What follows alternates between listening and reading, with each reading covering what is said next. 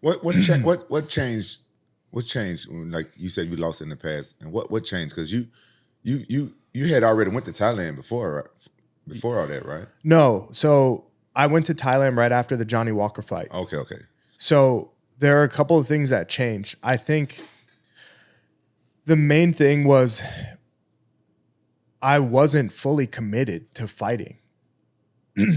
And that was a big thing that was like, I was very focused on like, yeah, I have talent and, you know, I'm in the UFC, but I wasn't 2 feet in, 2 hands in, like this is who I am, this is what I do, and I'm committed to now that I'm in it, now I'm going for the top. I was more kind of like, this is what I do, and I'm also interested in other things and like alternate lifestyles and things like that, you know, like hanging out with friends, eating whatever, binge eating after training, that.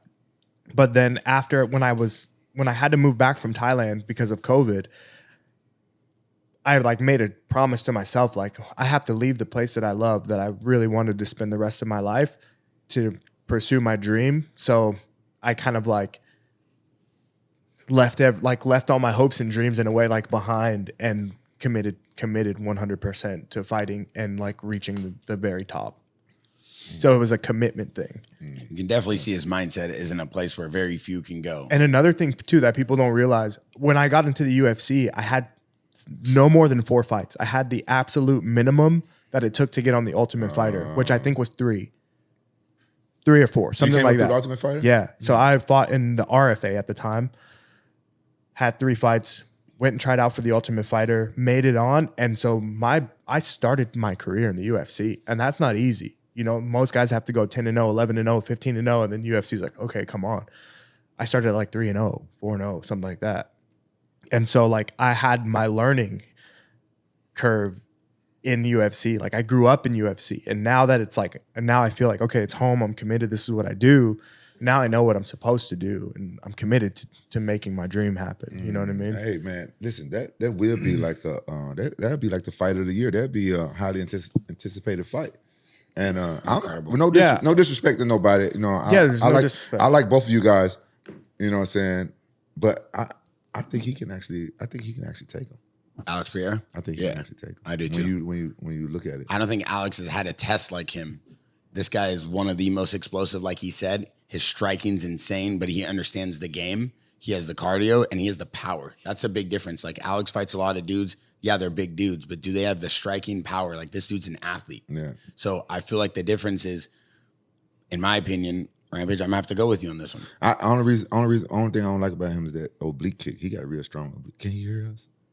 No, he can't. We have the headphones on. Hey, he got a real strong oblique kick. That shit is fucking cheap, but yeah, but if he does that against Alex, Alex is done. Yeah, you did two or three of those. Ding ding dong. You won't be able to come ding ding dong. Yeah, I think this kid can be the next. Hey, how about so now let me step in. Him and we get him on Team JAXXON for submitted. Yeah. So one thing me and Rampage were talking about was your mindset. Right now, we were just talking about your mindset, and we were saying that if you we like all your skills. Yeah, and we like everything that you could do. Rampage was actually. He's very favorable of some of your techniques you have in your arsenal. Yeah, my oblique kick. I know he's a big fan of that. I hate that shit. You don't like it? No, I hate that. He went on the other podcast too and talked about how he didn't. Who did? This guy. Yeah. Did I talk to you about your oblique kick? Did. I did. Oh, you talked about him. Yeah. Did I? You know, I don't watch. I don't think you said my name, but you were saying how much you hated the oblique kick. But I didn't say I hated it. You did. I don't think you. Did said you my show name. him the meme you made of him kicking the oblique kick? You put his face on. You promised we wasn't going to mention that. I know, but you put his face on John Jones' meme doing the oblique kick. Remember, you go, Khalil Rountrees. You promised me that you wasn't going to mention. Not telling him. You just told him. I'm telling you, brother. It's a podcast. I'm a podcaster, brother. Look, I just know that every time I see Rampage for the rest of my life, that might come up. What? And I've accepted it. What? I know that you hate that technique. You're real good at it, though. I'm like, honestly, it's not something that I'm like wishing on everybody. Yeah. You get what I mean? It's a tool that is legal right now. Is it dangerous? Absolutely. Did I know what was going to happen? Absolutely not. Yeah. You get what I mean? And to know, it's almost like, okay, I've been training like strength, all this stuff. Okay, this is possible. Holy shit. You got the hardest one. You got the hardest one in MMA. The most dangerous one. Because I'm the strongest man alive. You think he got the hardest one in the MMA? What are we talking? What are we talking about? Why you holding that mic like that? What are we talking about right now? The oblique kick. What are you talking about? Okay.